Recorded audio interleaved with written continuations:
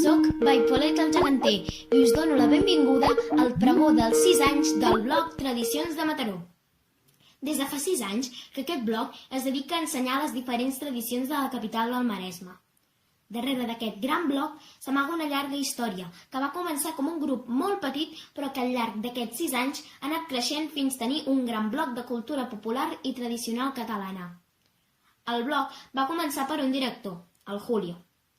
Llavors va parlar amb un amic seu per si volia ajudar a portar el blog i més endavant es van afegir més persones. Al principi, el blog estava enfocat a la mostra de gegants. Després ja va passar a enfocar altres festivitats i rituals culturals de Mataró.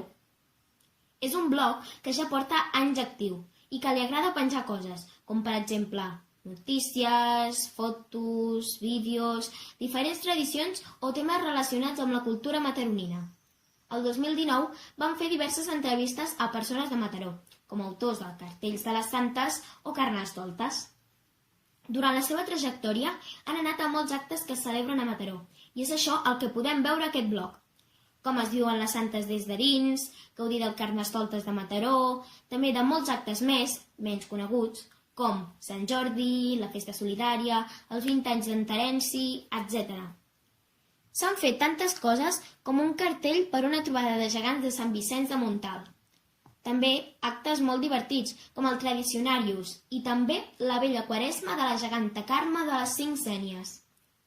Fins i tot, diferents jocs i concursos, i també, l'any passat, es va engegar el projecte de la ràdio. Aquestes petites activitats han fet que el blog vagi creixent dia rere dia.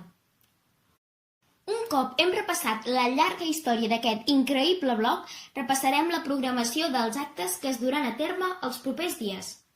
1 de setembre. Reviurà el Pallofa. El rei del Carnestoltes mataroní felicitarà el blog Tradicions de Mataró. 12 de setembre. Conferència amb els seguidors. Hi haurà una conferència per la plataforma Meet de Google. Podreu fer preguntes i tenir una visió més clara del blog Tradicions de Mataró. 19 de setembre. Sorpresa a YouTube. Una gran sorpresa hi haurà, així que estigueu atents al canal de YouTube de Tradicions de Mataró. Ràdio especial. Es farà un programa de ràdio especial per celebrar aquest aniversari. Sorteig. S'anunciarà el guanyador del sorteig de l'aniversari. Teniu temps fins al 12 de setembre a les 12 del migdia per participar-hi. Així que no hi dubteu i participeu. 20 de setembre. Manifest a càrrec de Toni Guirao. Es farà la lectura del manifest per donar a conèixer la cultura popular que té el país.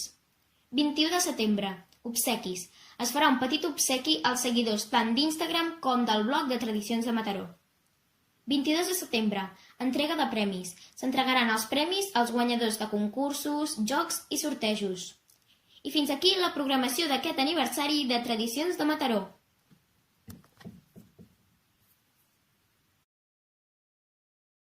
Aquest pregó arriba al final, però no puc marxar sense donar unes grans felicitacions al blog Tradicions de Mataró, un blog que fa visualitzar les diferents tradicions mataronines.